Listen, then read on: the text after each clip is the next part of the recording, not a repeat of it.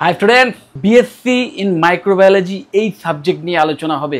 এই মাইক্রোবায়োলজি আর বায়োটেকনোলজির মধ্যে যে ডিফারেন্স সেটা কি, কারণ অনেকেরই কনফিউশন থাকে বায়োটেকনোলজি নেবো নাকি মাইক্রোবায়োলজি নেবো। এবং অবশ্যই এই মাইক্রোবায়োলজি পার্টিকুলার এই সাবজেক্ট কেন এতটা জব ওরিয়েন্টেড বা ইন ফিউচার এটা কেন বলা হচ্ছে যে এ career that can change the world. এই কোর্স করার পর তোমরা কি টাইপের চাকরি পেতে পারো, কি টাইপের জব অপরচুনিটি থাকবে, ইন ফিউচার ফার্দার স্টাডিজের জন্য কি কি স্কোপস আছে সেটা নিয়ে আলোচনা করবো। এবং আমাদের ওয়েস্ট বেঙ্গলে বেশ কিছু কলেজের আছে যেখানে এই পার্টিকুলার বিএসসি ইন মাইক্রোবায়োলজি একদম স্পেসিফিক এই কোর্সই করানো হয়। সেই কয়েকটি কলেজ সম্পর্কে একটু আলোচনা করে নেবো।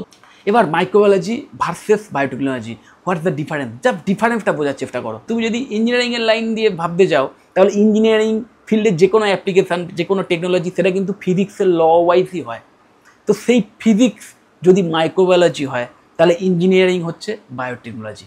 এবং এই কেরিয়ারে শুধু যে একটা হিউজ ইনকাম করার সুযোগ থাকতে পারে তা নয়, তার সাথে সাথে মানুষের জীবনকে বাঁচানোর যে আনন্দ সেটাও কিন্তু ঠিক যেমন ডাক্তারবাবুরা পেয়ে থাকেন, তোমরাও কিন্তু সেই টাইপের জব স্যাটিসফ্যাকশান এই কেরিয়ারের মাধ্যমেও পেতে পারো। তো আশা করি তোমরা একটা আইডিয়া পেয়েছো যে বিএসসি ইন মাইক্রোবায়োলজি কী টাইপের কোর্স, এই কোর্সের মাধ্যমে তোমরা কী কী কেরিয়ার অপশান অপ্ট করতে পারো, ইন ফিউচার কী কী স্কোপস আছে, এবং অবশ্যই আমাদের ওয়েস্ট বেঙ্গলের বেশ কিছু কলেজ সম্পর্কেও একটা আইডিয়া পেয়েছো। এবং